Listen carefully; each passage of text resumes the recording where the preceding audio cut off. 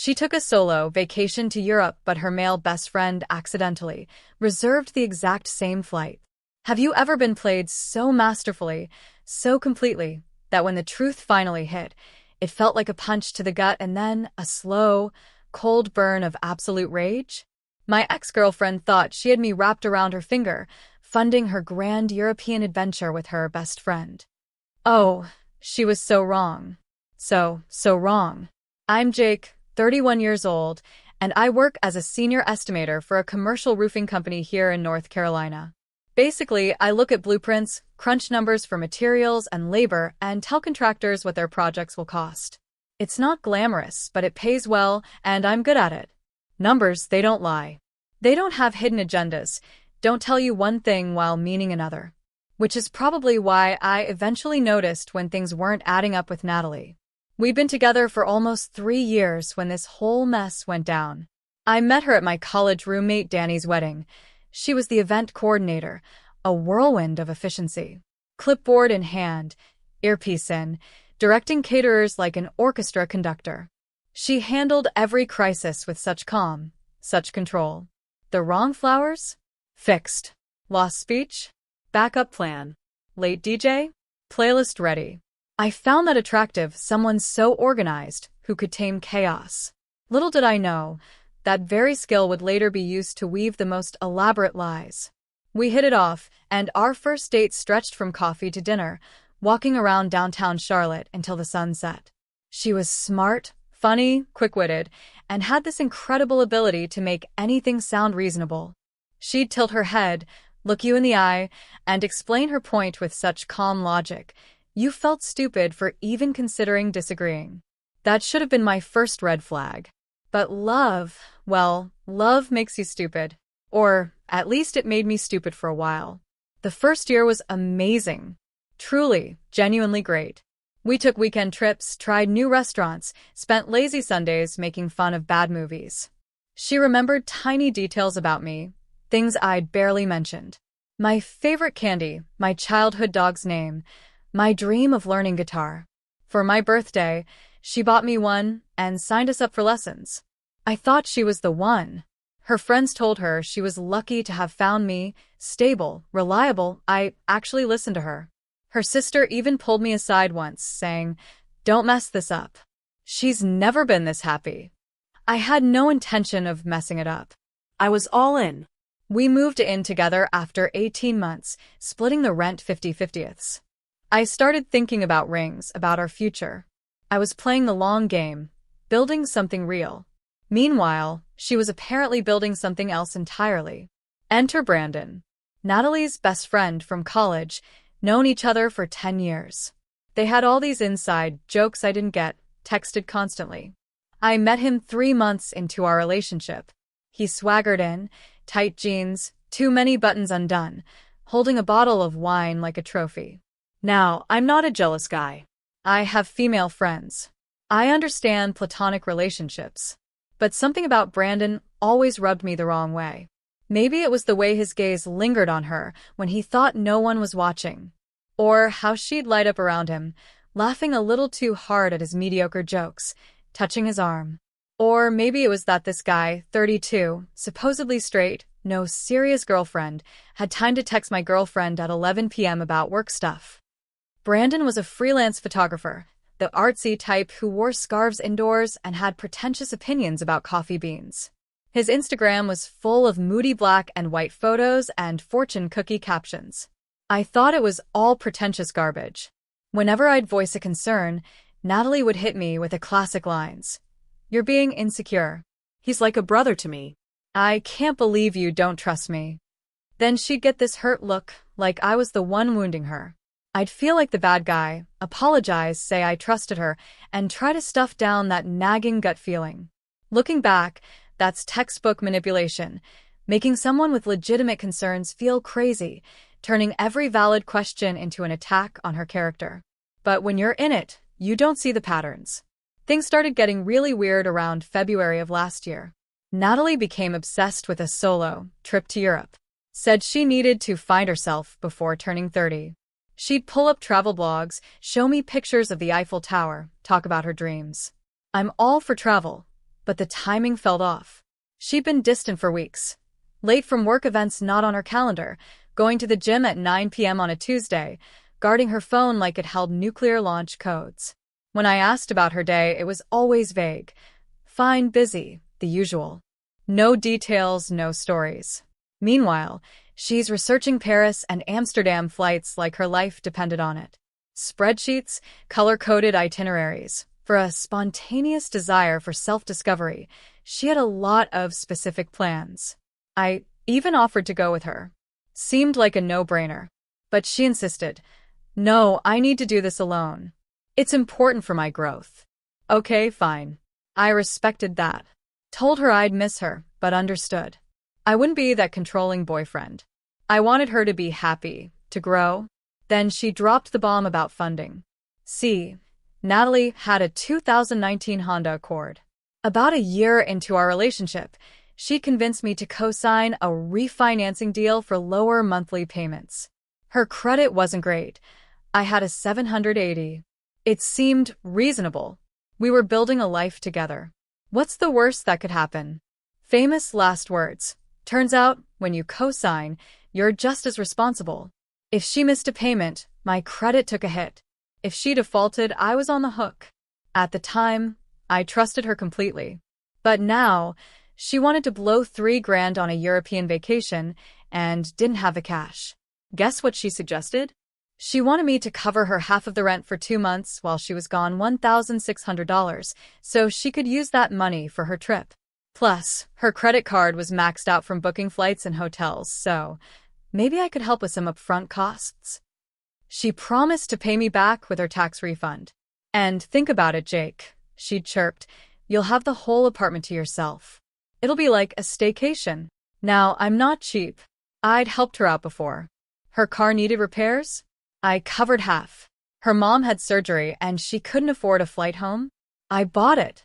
That's what partners do, right? But this felt different. Maybe it was the way she asked, like she expected me to just agree without question.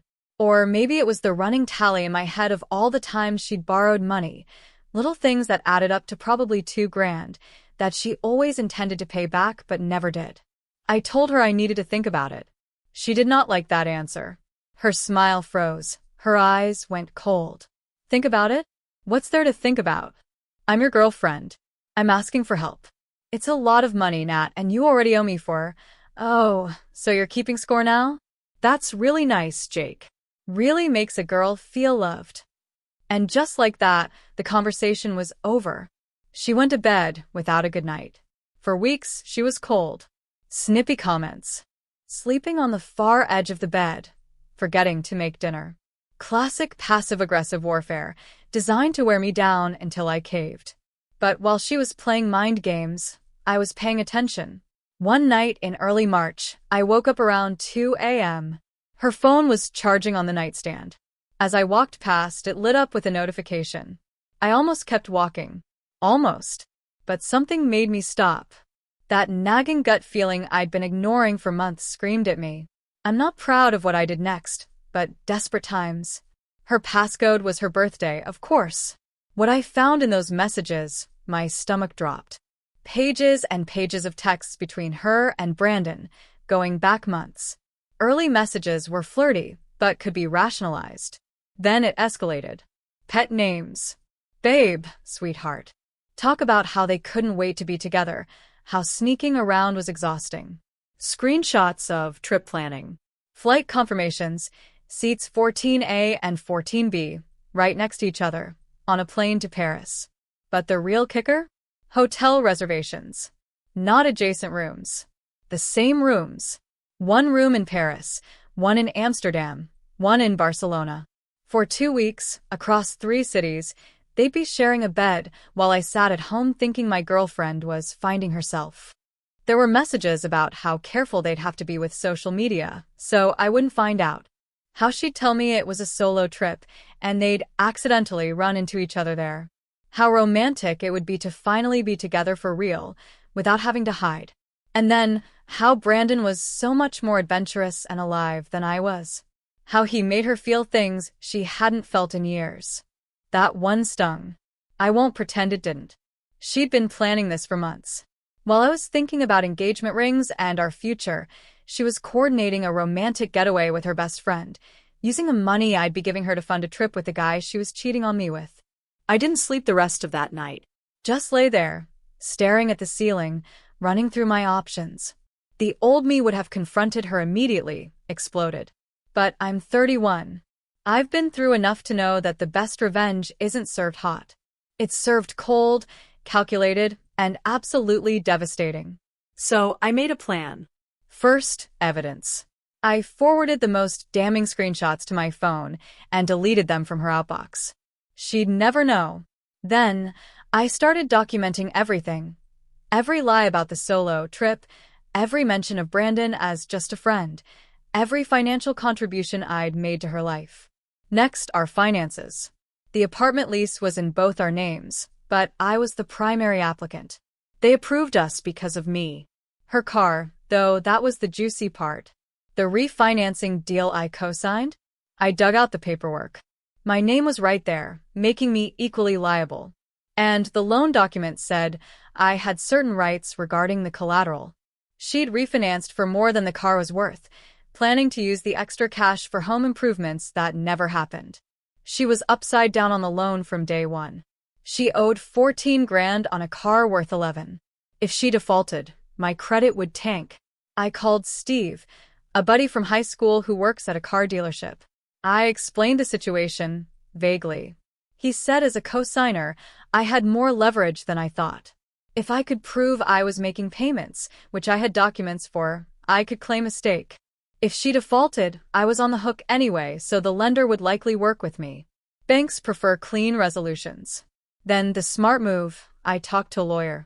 Patterson, a referral from a coworker.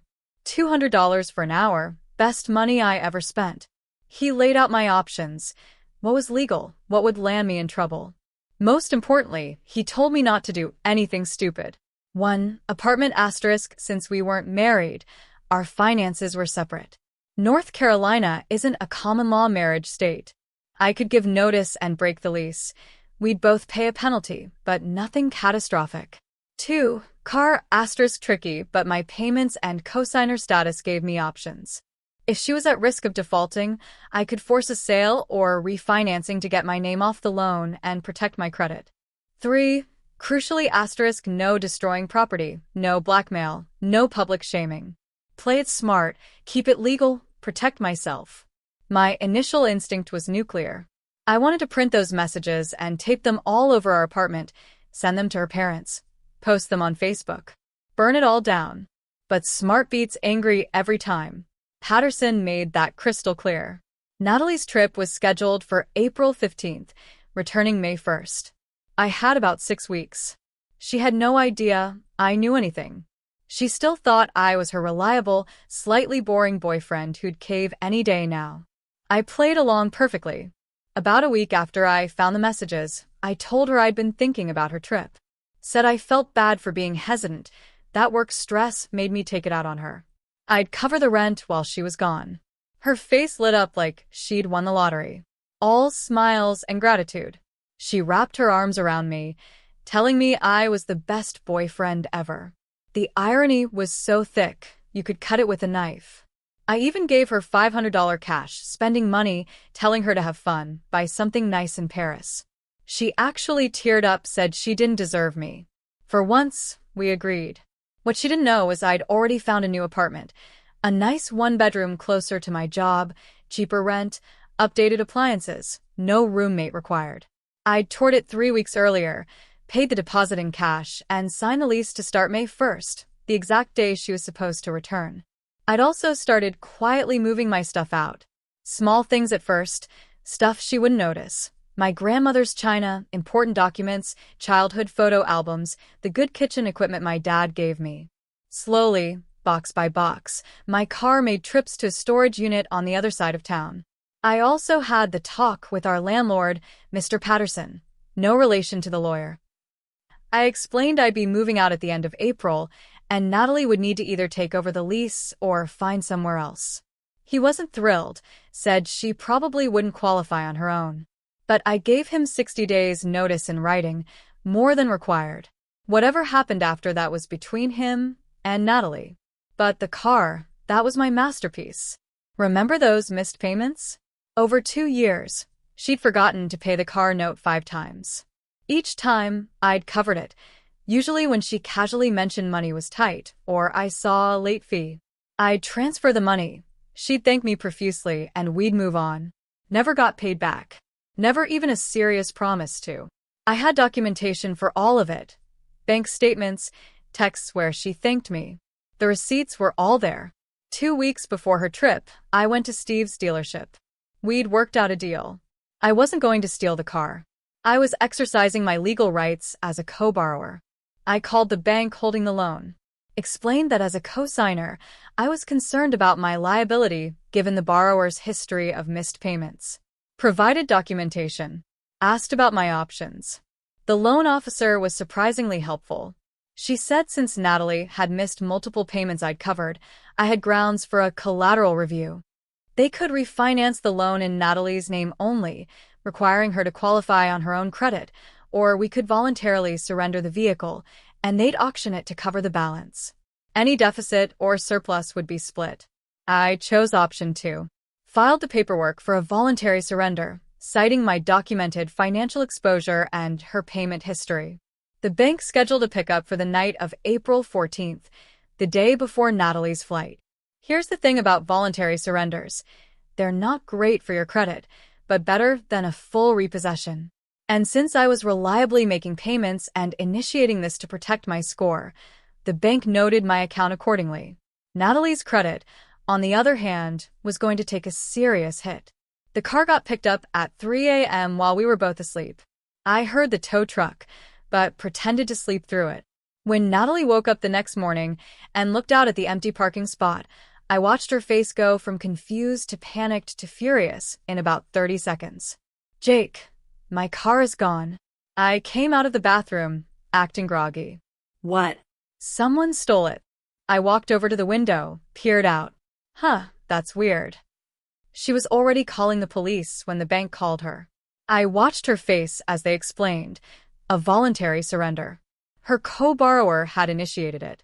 The vehicle retrieved. It would be auctioned to cover the outstanding balance. She hung up and stared at me. A look I'll never forget. You did this. I protected my credit from your missed payments. I grabbed my coffee. Should have been more responsible, Nat. You had no right. Actually, I had every legal right as a co-borrower. Talked to a lawyer and everything. I took a sip. Anyway, you should probably figure out how you're getting to the airport. Your flight's in a few hours, right? The next 20 minutes were chaos. Yelling, crying, threats to sue me, call the cops, tell everyone what a monster I was. I just sat on the couch, sipping my coffee, letting her burn herself out. There's something almost peaceful about watching someone realize they've lost all their leverage.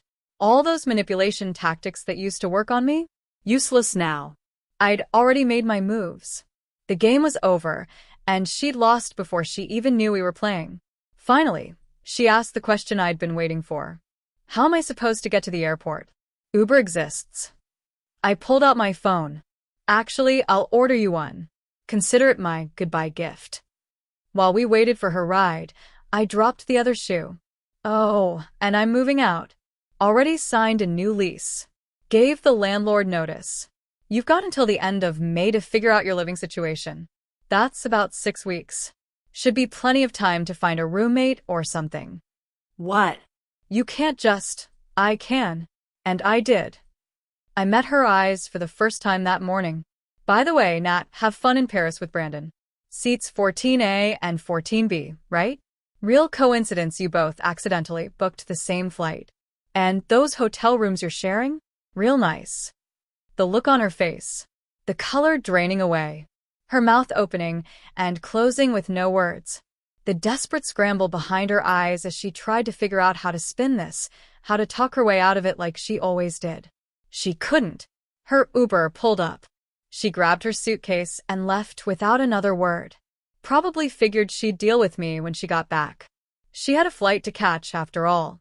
A romantic vacation to take. Brandon was waiting. The car auction generated about $9,000. After paying off the remaining loan balance and covering fees, I walked away with roughly $4,000. Not enough to cover everything she'd cost me over 3 years, but enough to fund a trip of my own. That night, I booked a flight to Costa Rica. 10 days at a surf resort on the Pacific coast, leaving the day after her plane took off. I'd never surfed in my life, but something about riding waves sounded exactly like what I needed. New place, new experience, new me. The first few days, Natalie blew up my phone. Texts, calls, voicemails. At first, it was pure anger. Asterisk, how dare I sell the car? How could I do this? I'd regret it. I was psycho, controlling, abusive. Asterisk, the same manipulation tactics, just turned up to 11. Then it shifted to pleading. Asterisk, she was sorry. She could explain. Brandon was just a friend, she swore. I must have misunderstood. The same flights were a coincidence. The hotels? He just recommended them. It wasn't what it looked like. Please, Jake, just talk to me. We can work this out. Asterisk, I didn't respond to any of it. Just let the messages pile up while I learned to paddle out past the break and wipe out spectacularly on waves way above my skill level. The instructors were patient. By day 4, I was actually standing for a few seconds. By day 7, I could ride small waves all the way in. Best week I'd had in years. On day 6 of my trip, which would have been day 5 of hers, I got a different kind of message. Not from Natalie. From a number I didn't recognize, a 919 area code. Raleigh. It was her mom, Denise. I'd always liked Natalie's parents. Good people, salt of the earth. Her dad, Frank, an electrician. Her mom, Denise, made the best sweet potato casserole. They'd welcomed me into their family, talked about grandkids. Part of me felt bad for them. They didn't ask for any of this. I almost didn't listen to the voicemail. Almost deleted it. But curiosity got the better of me. Natalie had been arrested. I sat up so fast, I nearly knocked my breakfast into the sand. Played the message again. Yep. Arrested. In Amsterdam. I'm not going to pretend I saw this coming. I'm not some mastermind who planned every detail of her downfall. But apparently, karma is real, and it has a twisted sense of humor. Here's what I pieced together from Denise's frantic voicemail, some creative social media stalking, and a conversation with Danny, my old roommate, who was still loosely connected to Natalie's friend group. Natalie and Brandon had been having a grand old time in Europe. Paris went smoothly. Plenty of Instagram posts of croissants and the Eiffel Tower, carefully framed to suggest she was alone. Amsterdam was next. Now, Amsterdam is famous for a lot of things. The canals, Van Gogh, and Frank's house, and certain establishments where things illegal elsewhere are perfectly legal to consume. Brandon, being the free-spirited artistic type, indulged enthusiastically. But he got greedy. Instead of just enjoying local customs, he decided to bring some souvenirs home. Not from a gift shop. The kind that gets you serious trouble crossing international borders. At the airport, heading to Barcelona, security flagged Natalie's suitcase. Random check, they said. Turns out, Brandon had convinced her to carry his stash because they check guys more thoroughly than girls. Real class act, that one. So there's Natalie, standing in Schiphol Airport with very much not legal substances for export, trying to explain to Dutch authorities they weren't hers, that her friend put them there, that she didn't know anything. Brandon, of course, was nowhere to be found. He'd conveniently gone through a different security line. When he saw her getting pulled aside, he kept walking. Right through the gate. Right onto his connecting flight to Spain. Didn't look back. Didn't try to help. Just left her there. Let that sink in. The guy she left me for, the guy she'd planned this whole romantic adventure with, the man who made her feel alive, abandoned her at the first sign of trouble. Literally left her holding the bag. Dutch authorities are reasonable compared to some countries. This wasn't Singapore. But Natalie was still looking at serious legal consequences. Major fines, possible jail time, definitely a criminal record. She needed a lawyer. A good one. In a foreign country during a legal emergency, they cost even more. That's when her mom started calling me. Denise's voicemail was something else. Lots of crying. Lots of, I know she made mistakes, but she's still my daughter. Denise explained the situation. The lawyer wanted a €10,000 retainer just to start.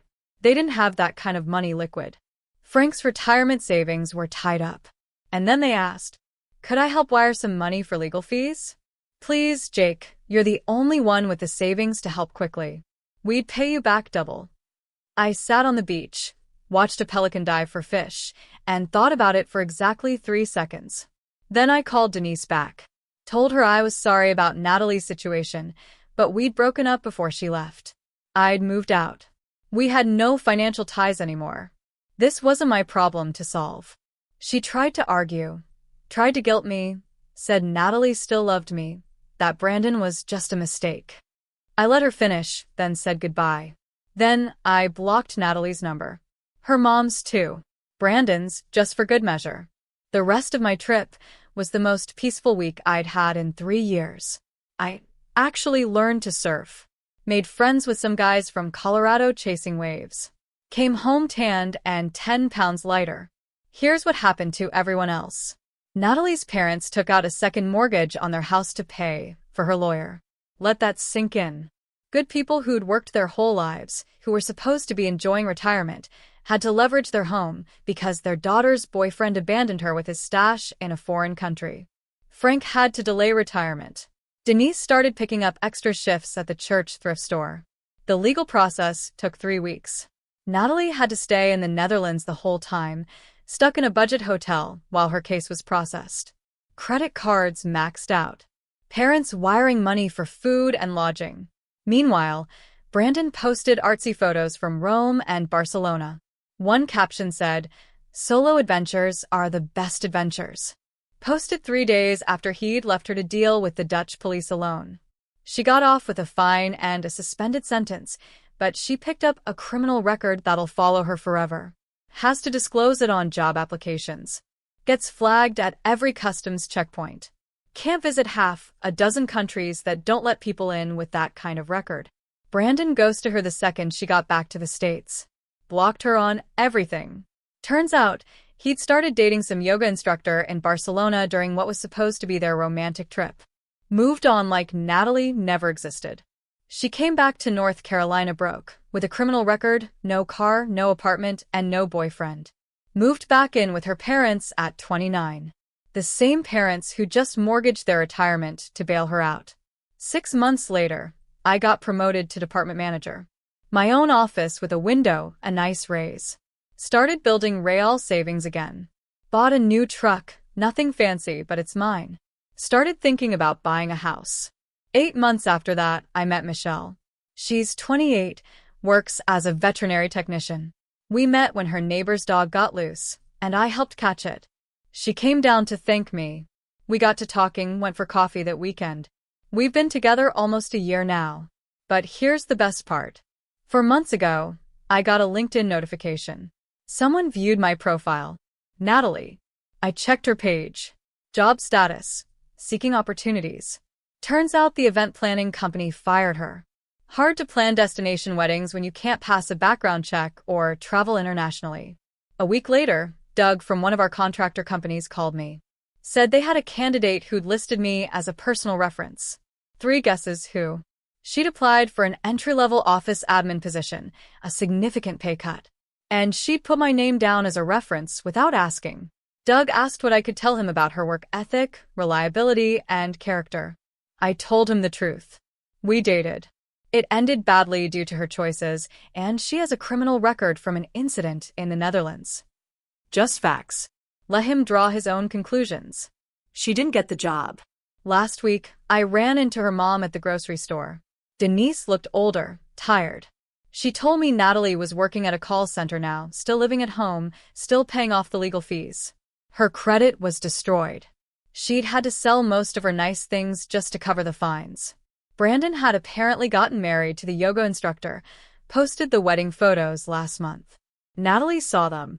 Denise asked if I'd ever consider giving Natalie another chance. Said she'd changed, she'd grown up. She understood what she'd lost. I told her I was engaged to Michelle. Proposed 2 weeks ago at the beach, where we'd taken our first weekend trip together. She said yes before I even finished asking. Denise's face did this complicated thing, somewhere between sad and accepting. She congratulated me, said she was happy I'd found someone good, and walked away with her shopping cart. I went home, grilled some steaks with my fiancé, told her about running into Denise. Michelle just shook her head and said, "Some people never learn." Then she showed me the venue she'd found for the wedding. Small place, nothing fancy, exactly what we wanted. I didn't think about Natalie again. So, that's my story. It was a hell of a ride, but I found my way back. What would you have done in my shoes? Have you ever had to choose between being angry and being smart? Tell me what you think in the comments below. I really want to know.